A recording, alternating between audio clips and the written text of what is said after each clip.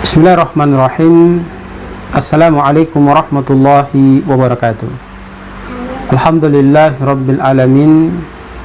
Wassalatu wassalamu ala asrafil anbiya'i wal mursalin nabiyina wa maulana Muhammad sallallahu alaihi wasallam ala alihi wa sahbihi wa man tabi'u bi ihsanin ila yaumiddin, amma ba'd.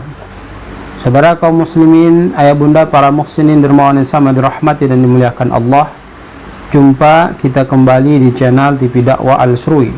Kami mohon dukungan daripada ayah bunda sekalian untuk share, like, dan subscribe channel kami agar dakwah yang kami sajikan, yang kami sampaikan di TV Dakwah Al-Sruwi ini berkembang sebagaimana yang kita inginkan. Dan insya Allah harapan daripada dakwah ini semoga banyak orang mendapatkan manfaat dari apa yang kita sajikan.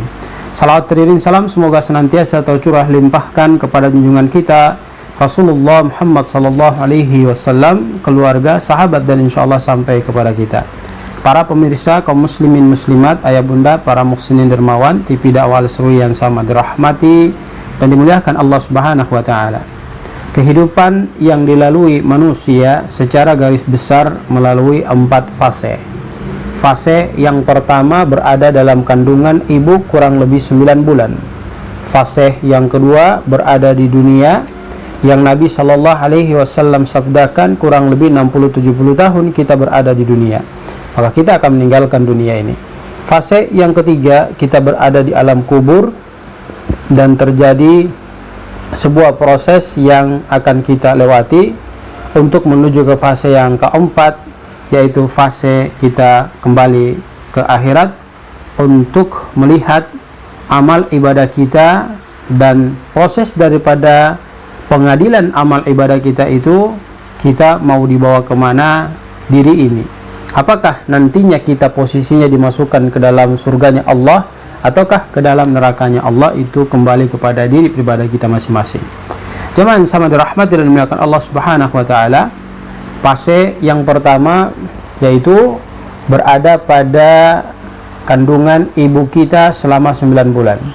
Maka beberapa ulama menyampaikan kepada kita agar kita menginformasikan kepada istri kita untuk mengimbangi kandungannya dengan banyak-banyak membaca Al-Quran, banyak-banyak mendengar tilawah, yang proses daripada kegiatan yang dilakukan itu untuk memberikan kekuatan kepada si bayi, sehingga bayi itu sudah mulai biasa mendengar alunan-alunan atau lantunan-lantunan ayat suci Al-Quran.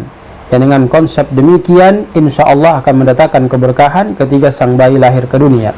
Begitupun untuk mendengarkan nasihat-nasihat yang bijak, nasihat-nasihat yang baik, agar nutrisi yang masuk ke dalam janin yang ada pada perut sang ibu itu bisa memberikan dampak positif, yang dengan itu akan merubah karakter yang ada dalam diri sang bayi tersebut. Kemudian kita juga diperintahkan oleh Rasul Sallallahu Alaihi Wasallam untuk melakukan banyak kebaikan, sebab dengan melakukan banyak kebaikan itu insya Allah akan mendatangkan keberkahan kepada diri kita. Lalu fase yang kedua kita berada dengan fase telah kita dilahirkan ke alam permukaan bumi Allah Subhanahu wa taala. Perhatikan jemaah yang sama dirahmati dan dimuliakan Allah Subhanahu wa taala.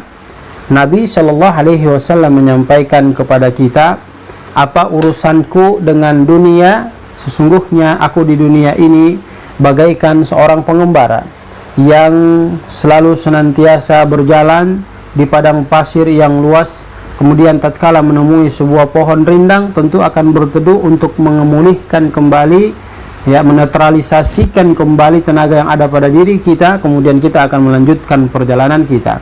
Kemudian proses di dunia ini kita juga disampaikan bahwasanya ada sebuah syair yang mengingatkan kepada kita, bekerjalah untuk duniamu seakan engkau hidup selamanya, tapi jangan lupa beramal untuk akhiratmu seakan esok engkau akan mengalami kematian.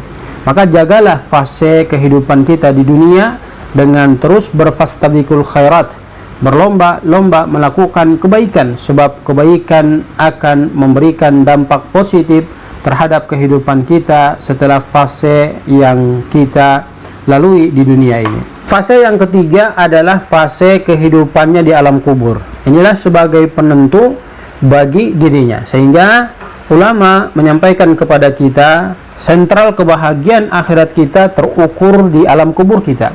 Ketika di alam kubur kita mendapatkan kebahagiaan, maka akhirat pun kita akan mendapatkan kebahagiaan. Kalau di alam kubur kita mendapatkan kesengsaraan, maka di akhirat pun kita akan mendapatkan kesengsaraan.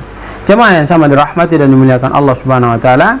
Kemudian fase yang terakhir adalah fase akhirat, di mana kita akan dikelompokkan menjadi dua kelompok.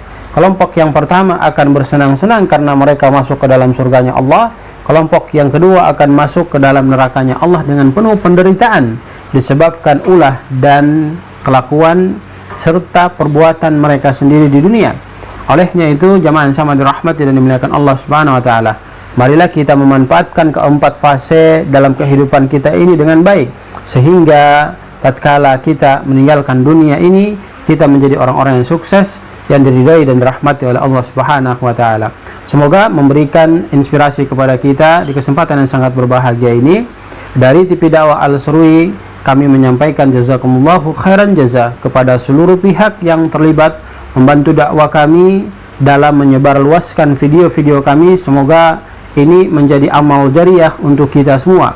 Dan jangan lupa like, share, dan subscribe sehingga channel kita terus berkembang dari hari ke hari. Billahi taufiq wal hidayah. Subhanakallahumma wa bihamdika asyhadu an la ilaha illa anta astaghfiruka wa atubu ilaik. Assalamualaikum warahmatullahi wabarakatuh.